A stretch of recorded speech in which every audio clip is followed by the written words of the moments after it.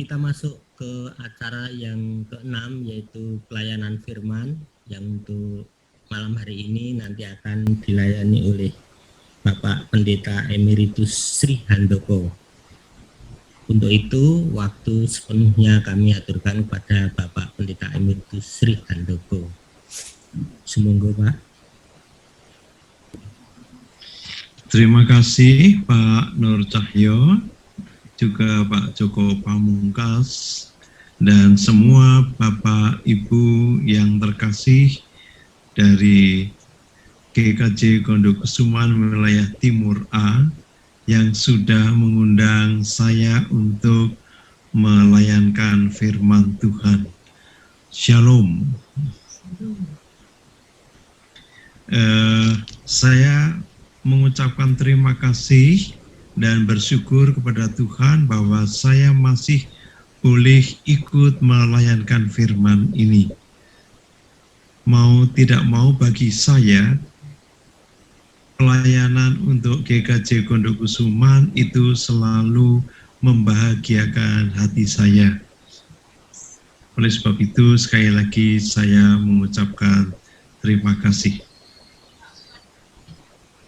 Judul yang diberikan kepada saya adalah Makna Paskah dalam Kehidupan Bangsa Israel dan Umat Kristen. Bapak Ibu sekalian yang terkasih, untuk istilah ini orang berbeda-beda. Ada yang menyebutnya Paskah, ada yang menyebutnya Pesah. Sinode sempat mengusulkan Paskah, tetapi saya sendiri sejak dulu selalu menyebutnya Paskah, dan saya malam hari ini juga tetap akan memakai istilah Paskah itu. Paskah bagi umat Israel itu merupakan salah satu hari besar dari 3 hari besar utama, yaitu Paskah, Pentakosta, dan Pondok Daun-daunan. Adapun dasar firman yang akan saya ambil adalah dari kitab Keluaran pasal 12 ayat 1 sampai 42. Cukup panjang, tetapi saya akan mengambil beberapa bagian saja, yaitu berfirmanlah Tuhan kepada Musa dan Harun di tanah Mesir. Bulan inilah akan menjadi permulaan segala bulan bagimu. Itu akan menjadi bulan pertama bagimu tiap-tiap tahun. Katakanlah kepada segenap jemaah Israel, pada tanggal 10 bulan ini, diambillah oleh masing-masing seekor anak domba menurut kaum keluarga, seekor anak domba untuk tiap-tiap rumah tangga. Tetapi jika rumah tangga itu terlalu kecil jumlahnya untuk mengambil seekor anak domba, maka ia bersama-sama dengan tetangganya yang terdekat ke rumahnya haruslah mengambil seekor menurut jumlah jiwa. Tentang anak domba itu kamu buatlah perkiraan menurut keperluan tiap-tiap orang. Ayat 5, anak dombamu itu harus jantan, tidak bercela, berumur setahun. Kamu boleh ambil domba atau kambing. Kamu harus mengurungnya sampai hari yang ke-14 bulan ini. Lalu seluruh jemaah Israel yang berkumpul harus menyembelihnya pada waktu senja. Kemudian dari darahnya haruslah diambil sedikit dan dibubuhkan pada kedua tiang pintu dan pada ambang atas, pada rumah-rumah di mana orang memakannya. Dagingnya harus dimakan mereka pada malam itu juga. Yang dipanggang mereka harus makan dengan roti yang tidak beragi beserta sayur pahit. Janganlah kamu memakannya mentah atau direbus dalam air, hanya dipanggang di api, lengkap dengan kepalanya dan betisnya dan isi perutnya. Janganlah kamu tinggalkan apa-apa dari daging itu sampai pagi. Apa yang tinggal sampai pagi kamu bakarlah habis dengan api. Dan beginilah kamu memakannya. Pinggangmu berikat, kasut pada kakimu dan tongkat di tanganmu. Buru-burulah kamu memakannya. Itulah Paskah bagi Tuhan. Sebab pada malam ini aku akan menjalani tanah Mesir, dan semua anak sulung dari anak manusia sampai anak binatang akan kubunuh. Dan kepada semua Allah di Mesir akan kujatuhkan hukuman. Akulah Tuhan. Dan darah itu menjadi tanda bagimu pada rumah-rumah di mana kamu tinggal. Apabila aku melihat darah itu, maka aku akan lewat daripada kamu. Jadi tidak akan ada tulah kemusnahan di tengah-tengah kamu apabila aku menghukum tanah Mesir. Hal ini akan menjadi hari peringatan bagimu. Kamu harus merayakannya sebagai hari raya bagi Tuhan turun-temurun. Kamu harus merayakannya sebagai ketetapan untuk selamanya. Kamu makanlah roti yang tidak beragi 7 hari lamanya. Pada hari pertama pun kamu buanglah segala ragi dari rumahmu. Sebab setiap orang yang makan sesuatu yang beragi dari hari pertama sampai hari ke-7, orang itu harus dilenyapkan dari antara Israel. Itu sampai ayat 1 sampai dengan ayat yang ke-15. Lalu saya lanjutkan ayat 24. Kamu harus memegang ini sebagai ketetapan sampai selama-lamanya bagimu dan bagi anak-anakmu. Dan apabila kamu tiba di negeri yang akan diberikan Tuhan kepadamu, seperti yang difirmankannya, maka kamu harus pelihara ibadah ini. Dan apabila anak-anakmu berkata kepadamu, apakah artinya ibadahmu ini? Maka haruslah kamu berkata, itulah korban Paskah bagi Tuhan yang melewati rumah-rumah orang Israel di Mesir ketika ia menulahi orang Mesir, tetapi menyelamatkan rumah-rumah kita. Lalu berlututlah bangsa itu dan sujud menyembah. Pergilah orang Israel lalu berbuat demikian seperti yang diperintahkan Tuhan kepada Musa dan Harun. Demikianlah diperbuat mereka. Selanjutnya, maka pada tengah malam Tuhan membunuh tiap-tiap anak sulung di tanah Mesir, dari anak sulung Firaun yang duduk di tahtanya sampai kepada anak sulung orang tawanan yang ada dalam liang tutupan beserta segala anak sulung hewan. Lalu bangunlah Firaun pada malam itu bersama semua pegawainya dan semua orang Mesir, dan kedengarlah seruan yang hebat di Mesir, sebab tidak ada rumah yang tidak kematian. Lalu pada malam itu dipanggilnyalah Musa dan Harun, katanya, bangunlah, keluarlah dari tengah-tengah bangsaku, baik kamu maupun orang Israel, pergilah, beribadahlah kepada Tuhan seperti katamu itu. Bawalah juga kambing dombamu dan lembu sapimu seperti katamu itu. Tetapi pergilah dan pohonkanlah juga berkat bagiku. Orang Mesir juga mendesak keras kepada bangsa itu, menyuruh bangsa itu pergi dengan segera dari tanah itu. Sebab kata mereka, nanti kami mati semuanya. Saya lanjutkan ayat 40. Lamanya orang Israel diam di Mesir adalah 430 tahun. Sesudah lewat 430 tahun, tepat pada hari itu juga, keluarlah segala pasukan Tuhan dari tanah Mesir. Malam itulah malam berjaga-jaga bagi Tuhan untuk membawa mereka keluar dari tanah Mesir. Dan itulah juga malam berjaga-jaga bagi semua orang Israel turun-temurun untuk kemuliaan Tuhan. Mungkin sampai sekian saja pembacaan kami. Bapak Ibu dapat melanjutkan pembacaan sendiri.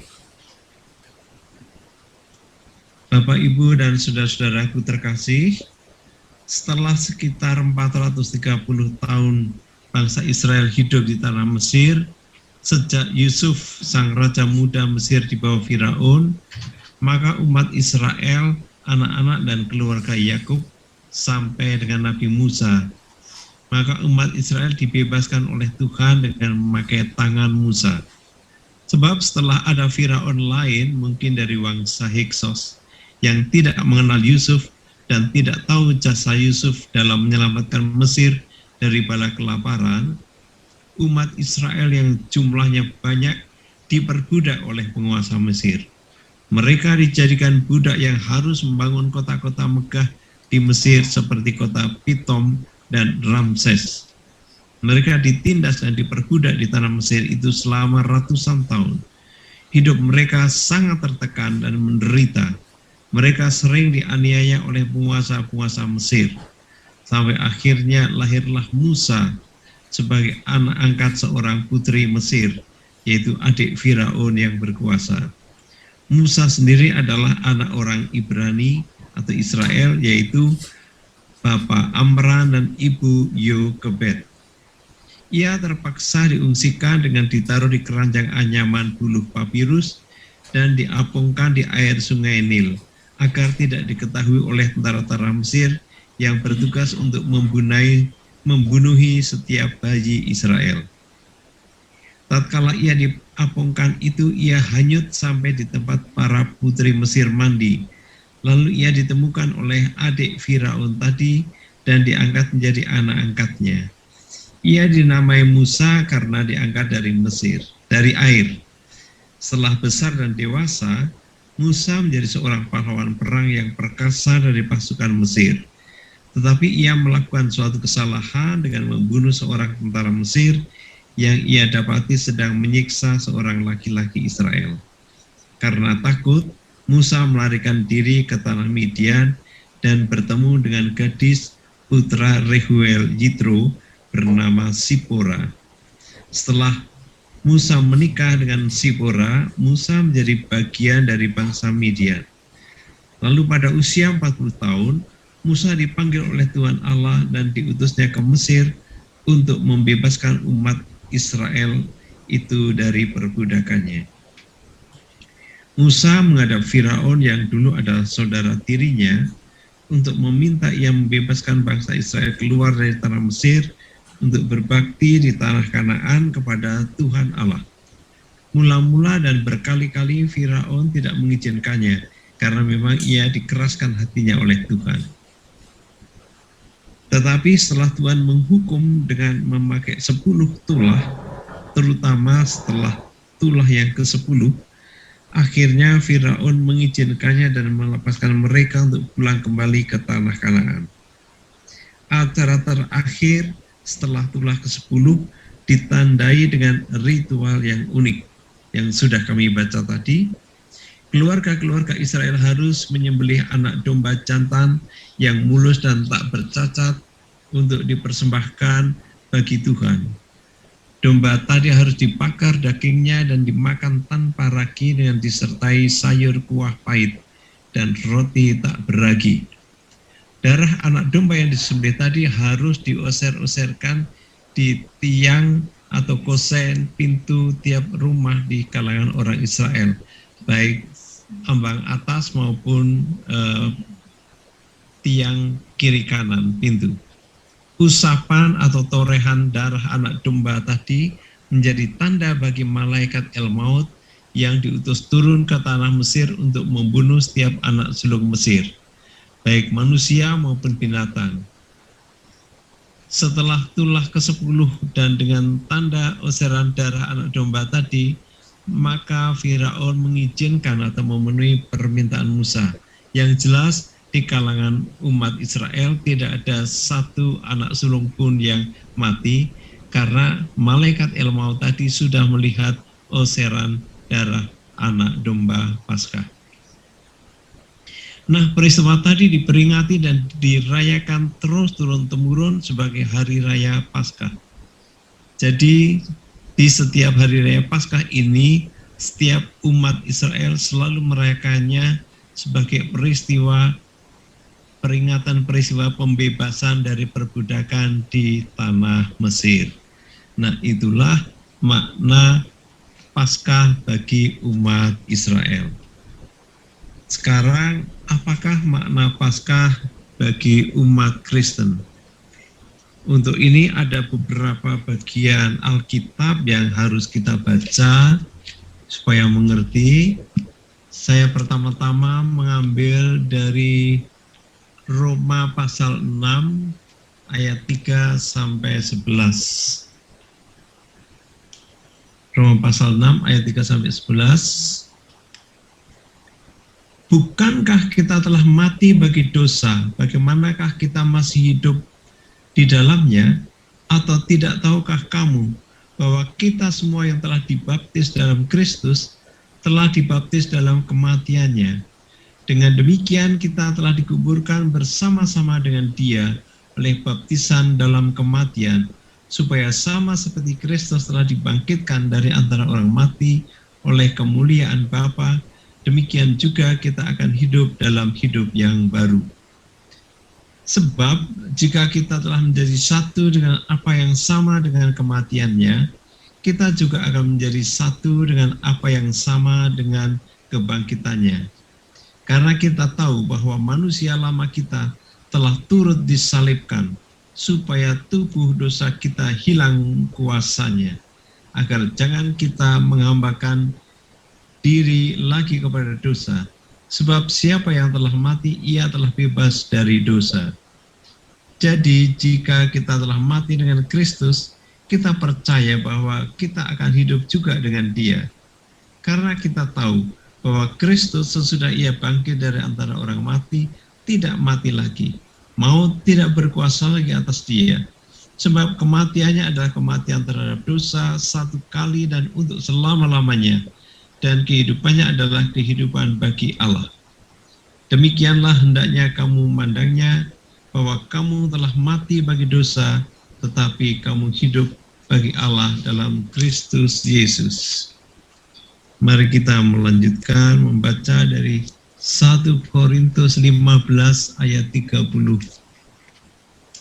1 Korintus 15 ayat 37 yang demikian.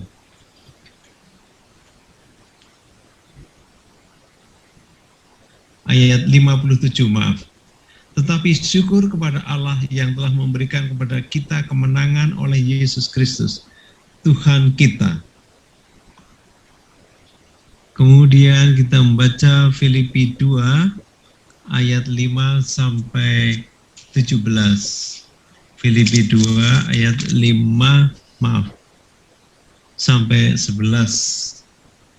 Di sana dikatakan, hendaklah kamu dalam hidupmu bersama menaruh pikiran dan perasaan yang terdapat juga dalam Kristus Yesus, yang walaupun dalam rupa Allah, tidak menganggap kesetaraan dengan Allah itu sebagai milik yang harus dipertahankan, melainkan telah mengosongkan dirinya sendiri dan mengambil rupa seorang hamba, dan menjadi sama dengan manusia.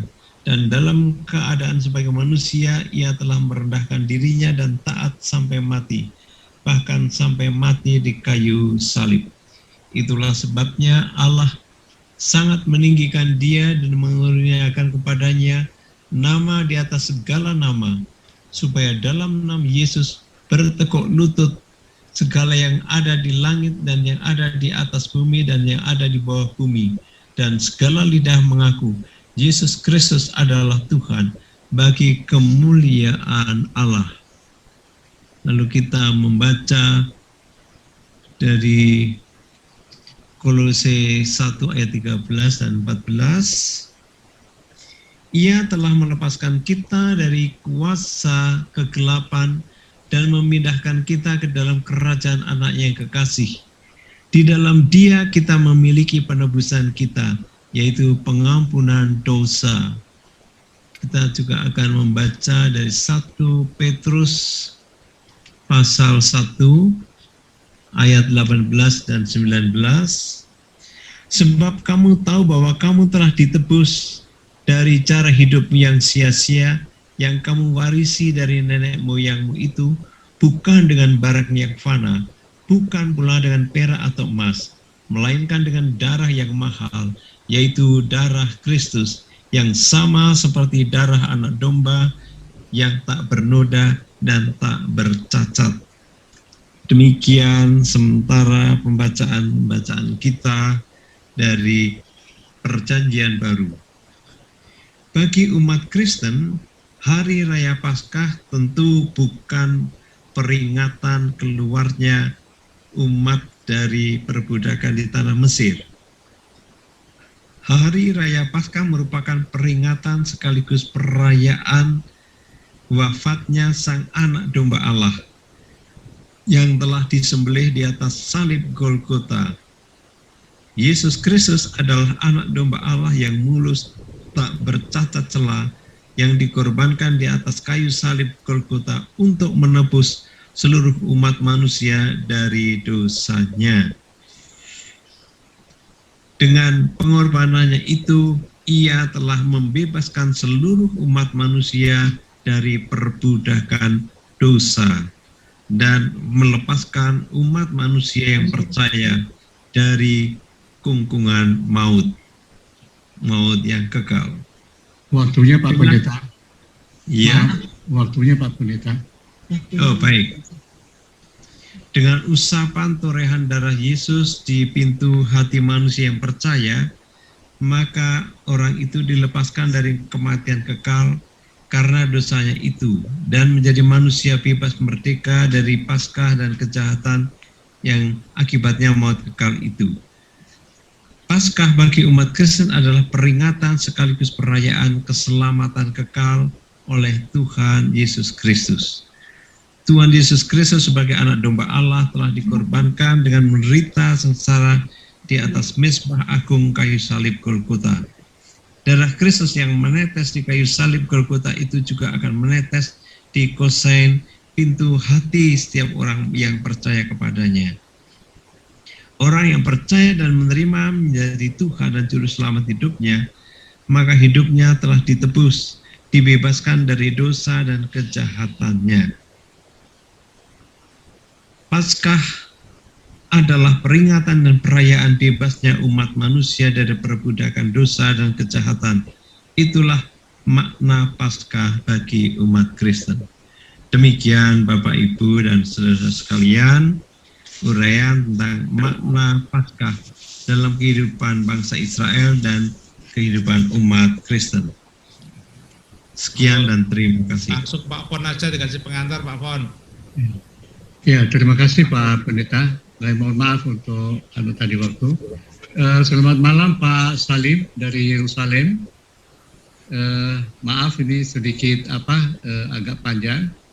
Jadi Bapak Ibu semua, ini merupakan kesempatan yang bagus sekali untuk kita malam ini. Kita bisa mendengar langsung dari Pak Salim, itu orang Israel Palestina. Boleh saya katakan begitu ya Pak Salim? Orang Kristen ya. Orang Kristen Israel Palestina. Arab ya, maaf. Jadi apa yang sudah diuraikan oleh Bapak Pendeta tadi ini akan menjadi referensi yang bagus sekali untuk kita apa yang disampaikan nanti oleh Pak Salim, karena Pak Salim itu ada di tengah-tengah sebagai orang Israel. Nah, Bapak Ibu semua, hendaknya kita bedakan bahwa ada salah pengertian di sementara kita. Israel itu bukan agama, tapi itu negara, ya. Lalu di Israel itu penduduknya banyak, beberapa juta, mayoritas memang orang Yahudi. Mereka punya agama Yahudi. Tetapi juga ada orang-orang lain, ada Palestina, ada Beduin, ada Arab, ya, dan mereka hidup rukun saja. Nah, apa yang kita lihat nanti dari perjalanan Tuhan Yesus dalam Via Dolorosa, semoga nanti akan memberi penguatan kepada iman kita bahwa memang Yesus itu betul-betul Tuhan. Dan Pak Salim akan memberi penjelasan kepada kita mengenai tentang makna Paskah ini dari menurut orang Israel dan juga dari umat Kristen. Kami lanjut pada Pak Salim, silakan Pak. Oke, shalom semua, terima kasih untuk Shalom. Apa kabar semua? Semoga sehat dan afiat. Sehat Ya. walafiat. Semua sehat ya. Ya. Terima kasih Pak Pendeta, terima kasih semua untuk mengundang saya untuk kasih penjelasan bagaimana apa maknanya Paskah bagi orang Yahudi hari ini dan bagi orang Kristen yang hidup di Israel. Seperti sudah diceritakan oleh Pak di Israel ya, Pak Fonali ya. Ya. Ya. Di Israel, Israel adalah negara, ya, dan sejumlah penduduknya sekitar 9 juta orang, bermajoritas, ya, 9 juta bermajoritas orang Yahudi, ya. Orang Yahudi percaya Taurat dan percaya 5 kitab Musa dan buku mereka Perjanjian Lama dan Taurat. Ya, orang Kristen adalah minoritas tinggal di Israel. Cuman 2% saja. Orang Kristen Arab, ya, orang Kristen ada yang berbahasa Arab dan ada yang juga orang Yahudi yang menerima Tuhan Yesus. Jadi mereka juga ikut atau dipanggil dengan nama orang Kristen juga. Mesianik, orang Yahudi Mesianik. Dan ada juga orang Muslim, sekitar 20%. Jadi Israel bukan saja orang Yahudi tinggal, tapi mayoritasnya orang beragama Yahudi. Sekitar 80% orang Yahudi, 18% orang Muslim, dan sekitar 1% atau 1,5% orang Kristen. Ya. Orang Kristen bisa bahasa Arab dan bahasa Ibrani. Ya, seperti saya orang Kristen yang tinggal di Yerusalem. Bahasa Arab. Ya, tapi banyak orang yang tinggal di Israel dan di Yerusalem, mereka keturunan bangsa-bangsa yang lain. Karena kita tahu kota Yerusalem dikuasai oleh beberapa bangsa. Dari zaman Tuhan Yesus, ya, kita tahu ada orang Yahudi tinggal di Yerusalem, di Israel, di tanah perjanjian. Ada juga orang Romawi yang menguasai kota Yerusalem dan menguasai Israel adalah kerajaan Roma. Ya, siapa yang menghukum mati Yesus? Pontius Pilatus dan Raja Herodes. Mereka orang Romawi, ya, kerajaan Roma, kerajaan besar. Sesudah kerajaan Roma, dan jadi ada keturunan orang Romawi yang sudah menerima Yesus seperti Pontius Pilatus dan seperti General Romawi yang namanya Longinus. Ya, kalau ada yang sudah mendengarkan nama Longinus dikasih nama itu menjadi santo bagi gereja Katolik karena dia langsung percaya ke dalam Tuhan Yesus. Dia tusuk lambungnya Tuhan Yesus, dan waktu dia ada di atas kayu salib, dan apa yang keluar air dan darah, ya, dan dia langsung percaya. Itu adalah namanya Longinus. Jadi itu keturunan juga kerajaan Roma. Dan banyak orang yang tinggal di sini, seperti murid-murid Yesus pada zaman Tuhan Yesus adalah orang Yahudi dan yang namanya Judeo-Kristen. Mereka orang Yahudi atau Kristen yang pertama yang menerima Tuhan Yesus. Ya, itu dimulaikan pada zaman murid-murid Tuhan Yesus, 12 murid, dan orang yang mulai percaya sesudah Roh Kudus dicurahkan pada hari Pentakosta, ya, di loteng kota Yerusalem, tempat perjamuan terakhir di mana Tuhan Yesus perjamuan terakhir bersama rasul-rasul. Roh Kudus dicurahkan di situ dan banyak orang mulai percaya dalam Tuhan Yesus. Bagi Tuhan Yesus adalah penebus dosa-dosa kita. Jadi dan juga orang Arab ikut, orang Bedouin ikut juga, orang Romawi, orang Yunani, bangsa-bangsa yang lain mulai percaya dalam nama Tuhan Yesus. Termasuk orang, karena Tuhan Yesus juga berbicara bahasa Aramaik. Bahasa sehari-hari Tuhan Yesus adalah bahasa Aramaik, ya, dan bahasa Ibrani. Tuhan Yesus bisa dua bahasa. Bahasa Aramaik atau Aram, ya, itu bahasa sehari-hari Tuhan Yesus bersama rasul-rasul. Itu mirip juga bahasa Ibrani. Dan dasar bahasa Ibrani dan bahasa Arab yang saya bicara, bahasa Arab dan bahasa Ibrani adalah bahasa Aramaik. Oke? Aramaik itu penting sekali. Kalau sudah pernah ke gereja Bapa Kami di Bukit Zaitun, ya, di sana ada doa Bapa Kami dalam banyak bahasa, termasuk dua bahasa utama yang dipakai oleh Tuhan Yesus, bahasa Aramaik dan bahasa Ibrani. Bahasa Aramaik mirip bahasa Ibrani, ya. Ya. Jadi untuk Paskah, Bapak dan Ibu, seperti Pak Pendeta sudah menceritakan, orang Yahudi hari ini merayakan hari raya Paskah. Itu hari raya Pesach, ya. Ada 3 hari raya bagi orang Yahudi yang mereka harus pergi ke Bait Allah dulu. Ada Bait Suci, Bait Allah, di mana hadirat Tuhan ada, the divine presence, ya, ada di situ. Bait Allah dan ruangan Maha Kudus, ya.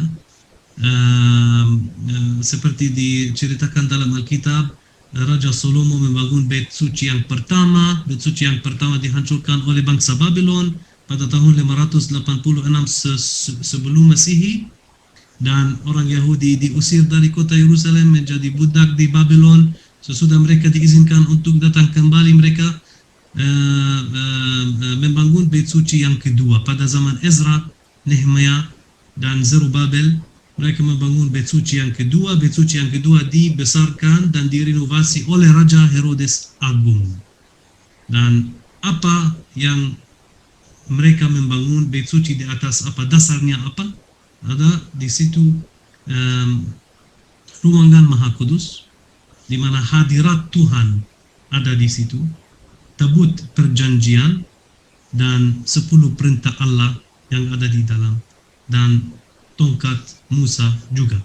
Jadi itu yang orang Yahudi katakan, di sana ada hadirat Tuhan ada di situ. Jadi 3 hari raya orang Yahudi harus pergi ke Bait Allah.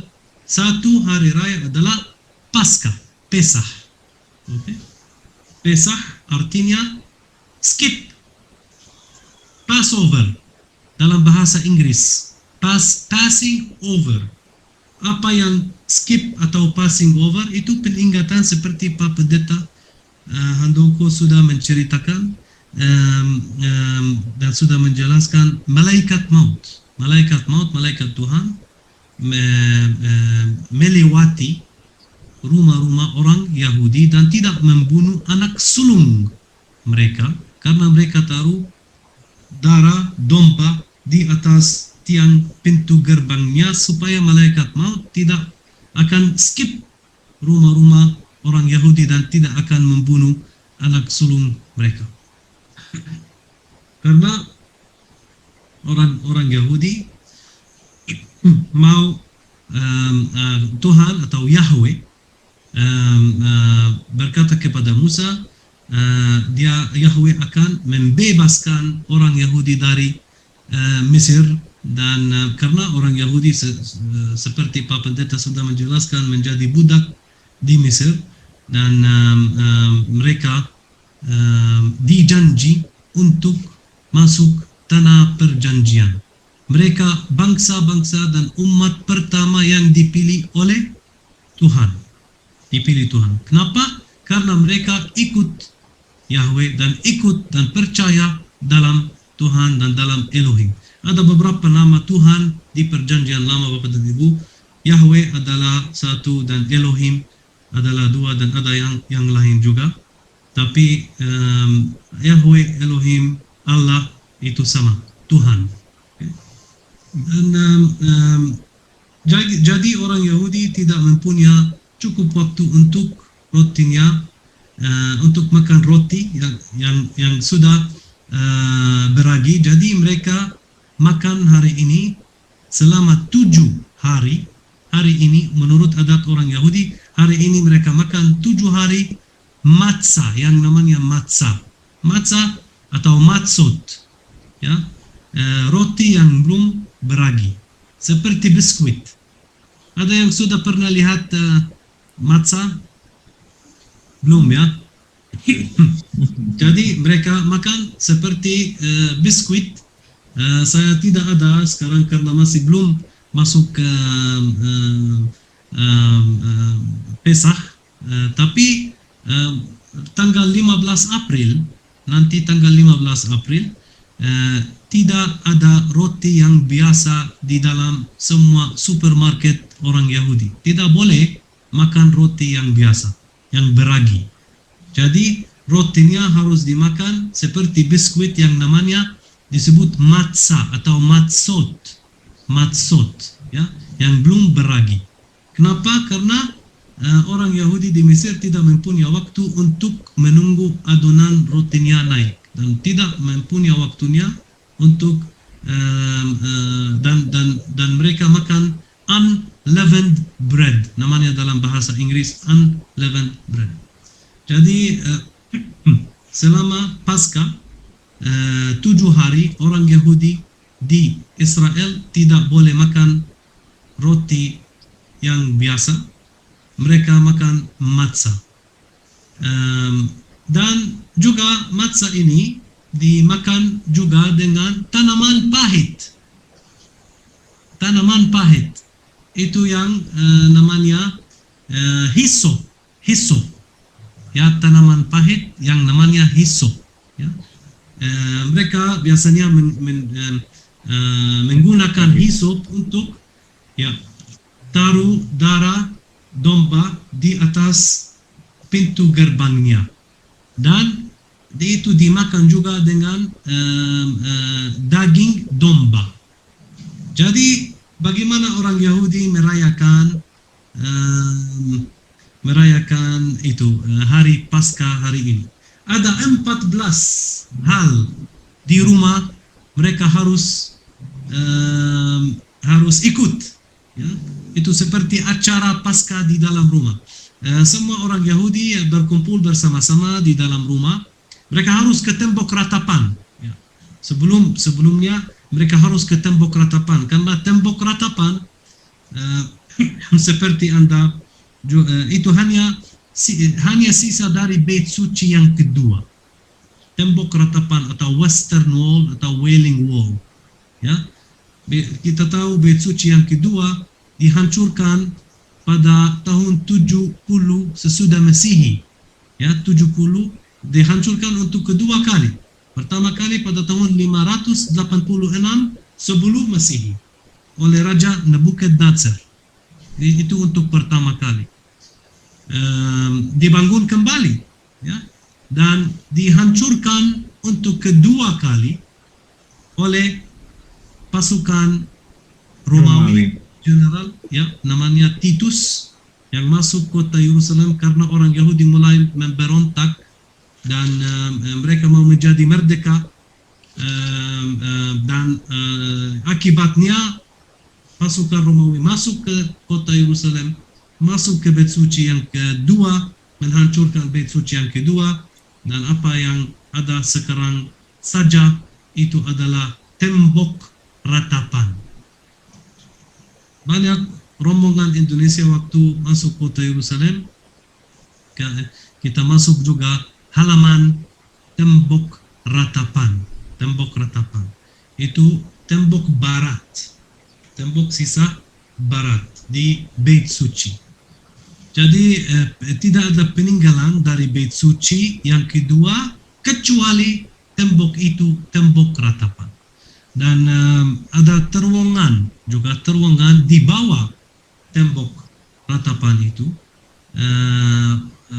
Juga orang Yahudi menggali-gali supaya mereka akan menemukan peninggalan dari Bait Suci yang kedua.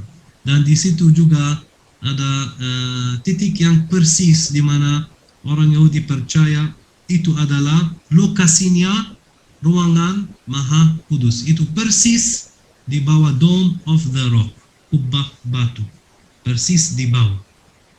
Oke. Ada sinagog kecil di situ. Ada yang sudah pernah masuk dan turun ke terowongan Bait Suci atau terowongan ya. Jadi ada titik ya, itu seperti sinagoga kecil di mana biasanya orang perempuan Yahudi berdoa di situ. Ya. Jadi itu hanya peninggalan dari Bait Suci yang kedua. Saya kembali ke itu. Pesach Seder. Seder itu acara. Bagaimana orang Yahudi merayakan Pesach? Ada 14 step atau langkah di dalam rumah. Ya, saya akan sebut beberapa. Yang pertama ya, namanya Kadesh. Kadesh itu adalah doa memberkati kiddush dan minum cawan anggur bersama-sama. Oke, mereka minum cawan anggur di dalam rumah. Yang kedua namanya Urchatz. Urchatz mensuci tangannya. Yang ketiga namanya Karpas. Karpas itu mencelupkan tanaman pahit itu ke dalam garam dan air. Oke. Yang keempat namanya Yachatz, ya, memecahkan matzot, roti yang belum beragi. Oke, mereka memecah ya, matzot. Dan yang kelima namanya Magid, mereka menceritakan cerita kitab Keluaran, apa yang diceritakan, apa yang Pak Pendeta sudah membaca ya. Mereka cerita dan menceritakan cerita keluaran dari Mesir. Okay? Dan nanti juga mereka minum cawan anggur untuk kedua kali dan ketiga kali dan keempat kali. 4 kali orang Yahudi di dalam rumah minum cawan anggur. Oke? Kenapa 4 kali dan kenapa 4 cawan? Itu karena itu melambangkan atau peningatan pembebasan dari 4 pembudayaan. Dari Mesir, dari Babylon, dari Yunani, dan yang keempat masih belum menjadi bebas. Orang Yahudi masih menunggu Mesias untuk menjadi bebas. Oke, untuk Habasyah akan datang dan dia akan kasih mereka bebas. Oke. Jadi dan yang terakhir namanya Nirtzah. Nirtzah itu artinya mereka mengatakan bersama-sama next year in Jerusalem. Tahun depan ya di kota Yerusalem mereka janji semua supaya mereka akan bertemu di kota Yerusalem tahun depan. Ya, kalau mereka tidak ada di kota Yerusalem, mereka janji karena ada banyak orang Yahudi yang tersesat di seluruh dunia. Mereka ada orang Yahudi di Eropa, ada di Amerika. Nah, mereka minum anggur bersama-sama dan mengatakan bersama-sama next year in Jerusalem, tahun depan ya di kota kita bertemu di kota Yerusalem di Bait Suci. Jadi itu acara Pesach atau Paskah bagi orang Yahudi hari ini. Hari ini orang Yahudi biasanya makan Paskah bersama-sama di rumah, baru mereka ke tembok ratapan. Mereka berdoa di tembok ratapan. Untuk orang Kristen, ya itu beda. Orang Kristen seperti saya dan keluarga aku, ya, dan ada banyak aliran Nasrani Kristen di sini, ya, termasuk Katolik, Ortodoks Yunani, dan gereja Koptik, dan gereja Aramaik, gereja Armenian juga. Armenia itu negara, gitu ya. Gereja Armenia mereka di kota Yerusalem ada 4 bagian Kristen, bagian Islam, bagian Yahudi, dan bagian Armenia. Kenapa bagian Armenia? Armenia itu adalah negara di dalam dekat Turki, ya. Armenia adalah negara dekat Turki. Karena orang Armenia atau negara Armenia adalah negara yang pertama yang menerima Yesus dan agama Kristen menjadi agama negara pada tahun 301 sesudah Masehi. Mereka negara yang pertama yang mengatakan agama Kristen akan menjadi agama resmi di negara kami, negara Armenia, bukan negara Israel, bukan negara Roma, negara Italia di Roma, no. Negara yang pertama yang mendeklarasikan bahwa agama Kristen akan menjadi agama negara itu adalah negara Armenia. Jadi dari tahun 301 orang Armenia mulai datang ke Israel dan ke Yerusalem, dan mereka mulai membangun gereja-gereja. Orang Armenia juga di situ ada gunung penting sekali, di mana perahu Nuh berhenti. Ya, apa namanya gunungnya?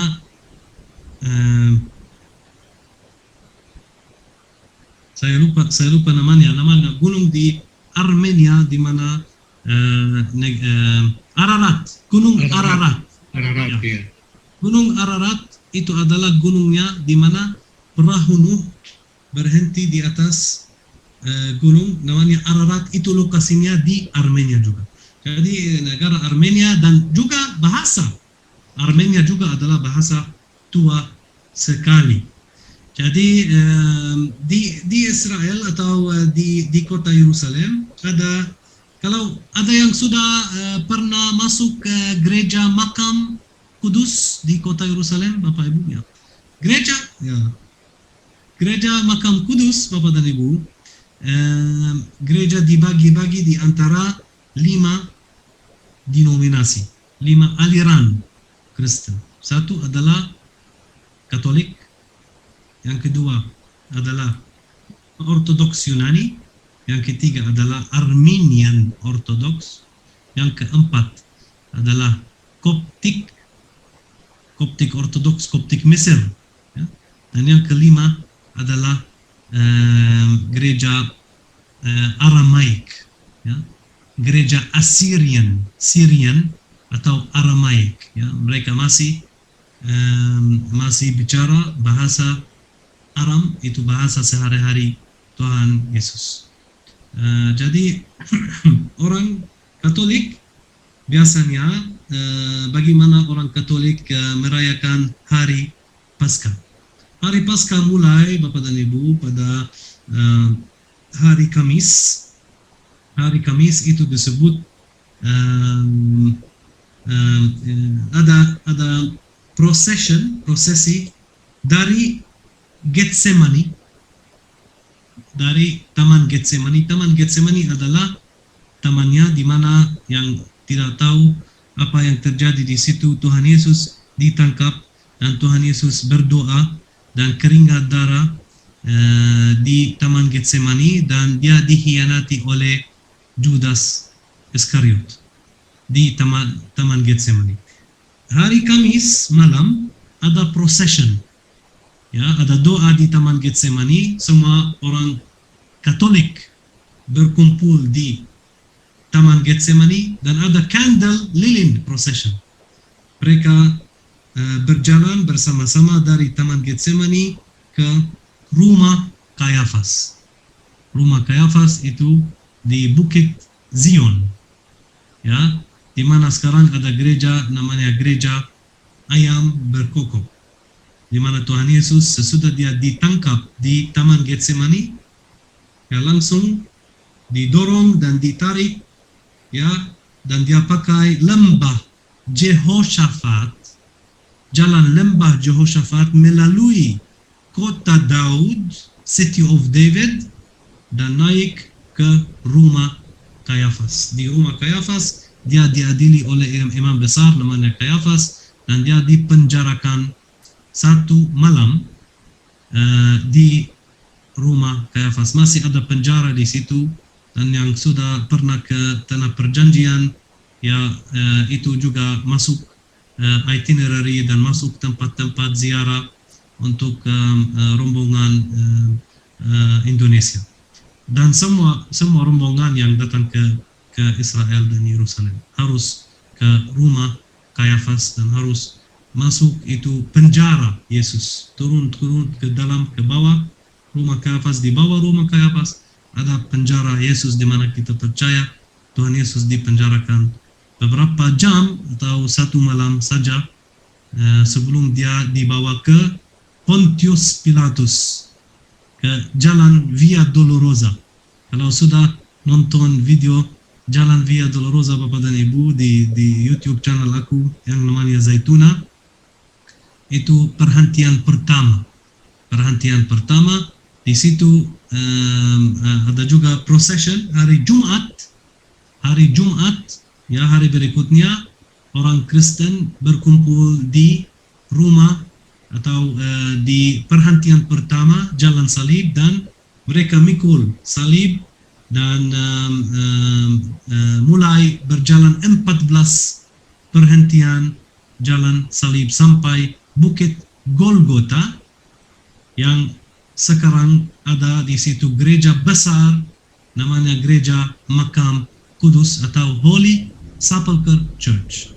Holy Sepulchre Church yang saya sudah kasih penjelasan. Dia dibagi, Holy Sepulchre Church atau Makam Kudus dibagi-bagi di antara 5 denominasi. Dan di situ ada peninggalan dari bukit, ya, namanya Bukit Golgota, ya, Bukit Golgota, di mana kita percaya, kita tahu Tuhan Yesus disalibkan di atas bukit itu, mati di atas kayu salib, diturunkan dari kayu salib, dan dia dimakamkan.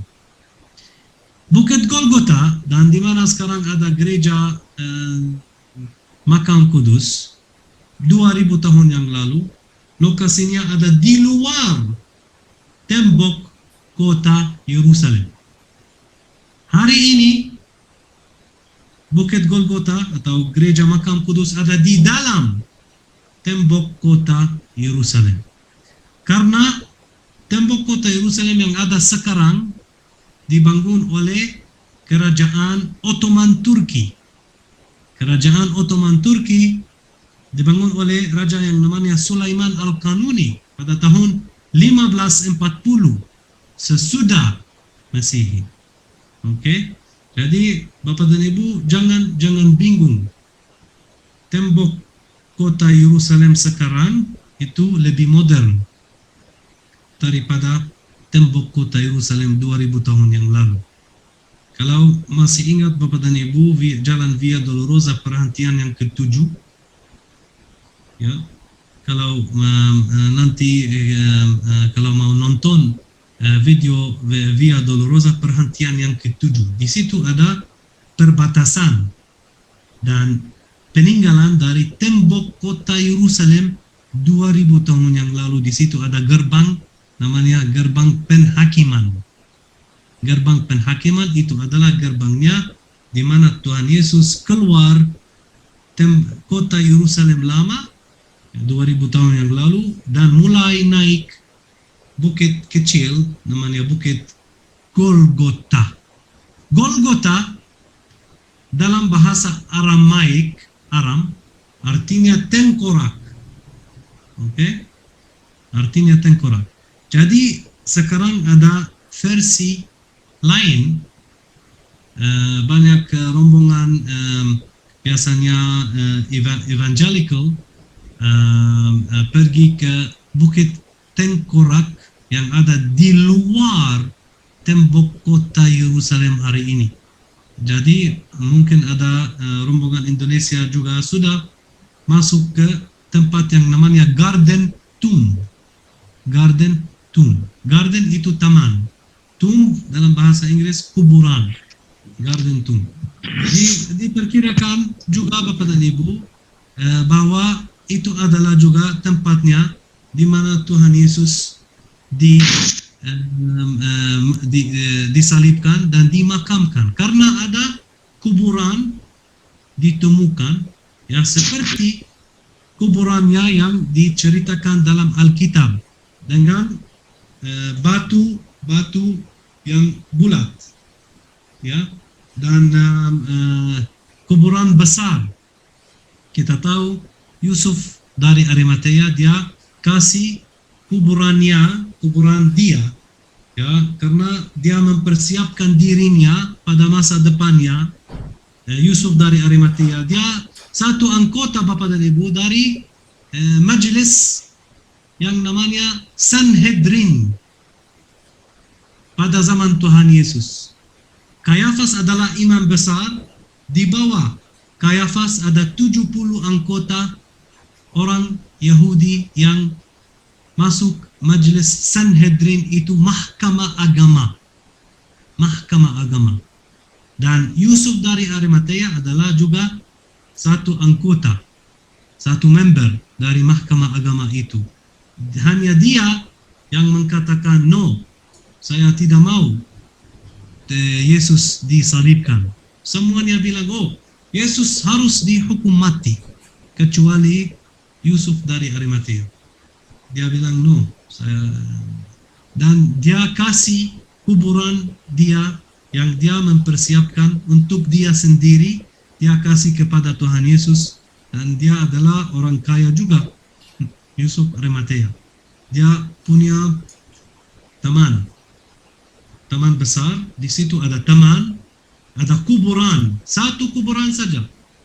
Di taman itu ada tempat penyimpanan air, water cistern yang besar, ada pemerasaan anggur kuno ditemukan. Jadi itu ditemukan sekitar 120 tahun yang lalu.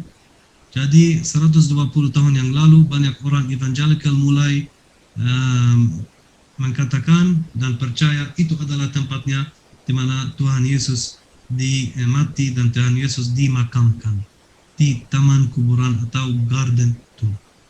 Tapi bagi kami bukan tempatnya yang paling penting, itu kepercayaannya.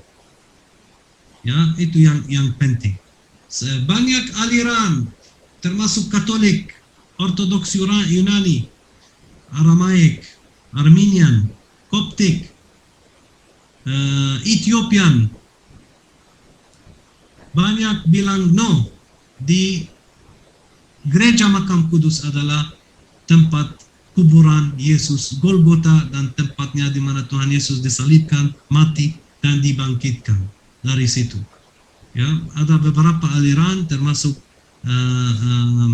Evangelical Christian, ya, dan Protestan mengatakan di Garden Tomb adalah tempatnya di mana Tuhan Yesus dimakamkan. Yang penting itu apa yang ada di dalam hati setiap orang, itu adalah kepercayaannya, karena kita percaya yang paling penting itu adalah kita percaya Tuhan Yesus mati, disalibkan, mati, dan dibangkitkan untuk menebus dosa-dosa kita. Kita menjadi bebas. Seperti orang Yahudi 3.500 tahun yang lalu di Mesir, menjadi bebas dari budak dari Mesir, dari Firaun. Tuhan Yesus membebaskan kami dari dosa-dosa. dan kita menjadi bebas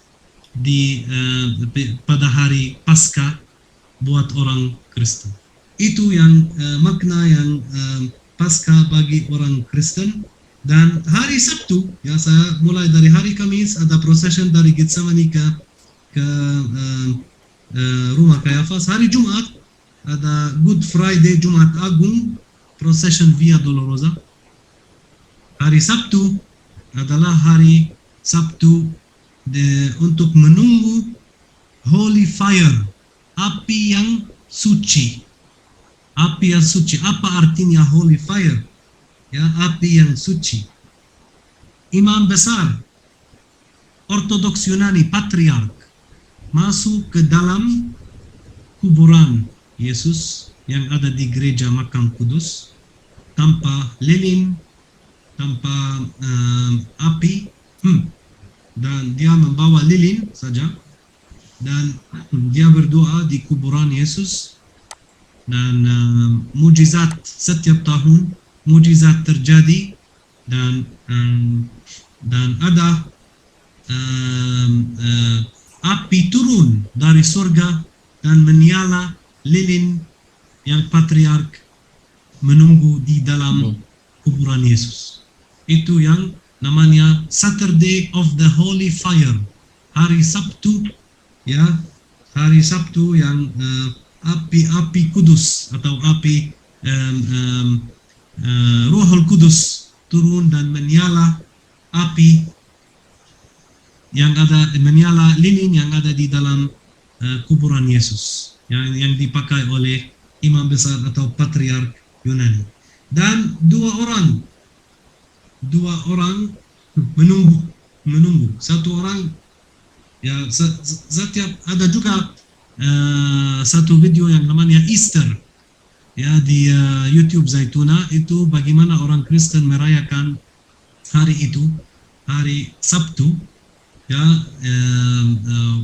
dan merayakan kebangkitan Tuhan Yesus. Itu merayakan kebangkitan Tuhan Yesus. Api turun dari surga setiap tahun dan menyala lilin yang dipakai oleh Patriark Yunani Ortodoks, dan dia membagi-bagi apinya kepada semua orang yang menunggu apinya. Dan ada dua orang yang lari. Satu orang dia lari dengan apinya, ya, dia membawa lilin juga, dia lari ke Jaffa Gate, gerbang Yope, ya, di satu gerbang di luar kota Yerusalem lama. Dua orang itu, satu melarikan mulai lari dari kota Yerusalem lama, dari gereja Makam Kudus sampai gerbang Yope, dan dia membagi api itu kepada orang-orang lain supaya semua orang yang tunggu di dalam setiap kota-kota di Palestina dan di Israel akan menerima api kudus yang itu. Oke? Dan kota Ramallah, kota Bethlehem, kota Nablus, kota Nazaret, kota Yope, semua dia langsung lari dari kuburan Yesus ke gerbang Yope, dan dia kasih lilin itu dan api itu kepada semua orang Kristen yang menunggu di dalam kota-kotanya. Yang kedua, dia lari ke gerbang Yope, dan di gerbang Yope dia naik taksi ke airport, ke bandara Tel Aviv, dengan lilin itu, dan dia terbang langsung ke Yunani, dan supaya semua negara-negara di Eropa akan menerima Holy Fire itu. Oke? Itu perayaan yang sangat penting dan sangat terkenal di kota Yerusalem, Saturday of the Holy Fire. Dan hari Minggu, ya, biasanya semua orang berdoa di gereja, semua orang Kristen pergi ke gereja, berkeluarga dan berdoa di gereja dan nanti makan Paskah bersama-sama, makan dan berjumpa bersama-sama di rumah. Oke, jadi itu yang namanya Holy Week, ya. Holy Week, Minggu Suci, mulai dari Jalan Minggu Palem. Kalau yang sudah pernah ke Bukit Zaitun, waktunya Tuhan Yesus naik ke ladai dan dia turun, ya, dia mulai dari desa atau kampung kecil namanya Bethphage. Ya, Bethphage adalah di kaki Bukit Zion, kaki Bukit Zaitun. Ya, dia mulai naik ke keladai dari situ dan dia turun. Dia naik, baru turun Bukit Zaitun dan masuk melalui Golden Gate, masuk kota Yerusalem, dan semua orang yang menunggu, mereka membawa daun palem dan mereka bernyanyi Hosana, Hosana, Hosana, Hosana. Ya. Mereka berseru, Hosana, diberkatilah dia yang datang dalam nama Tuhan, Raja Israel. Mereka mengambil daun palem dan pergi menyongsong dia sambil berseru-seru Hosana, Hosana. Yohanes 12, pasal 12 ayat 12. Itu procession Holy Week dimulaikan dari Jalan Minggu Palem. Ya, itu seminggu sebelum Tuhan Yesus dibangkitkan dari hari Minggu, dan sesudah itu hari Kamis, di mana semua umat Kristen merayakan perjamuan terakhir.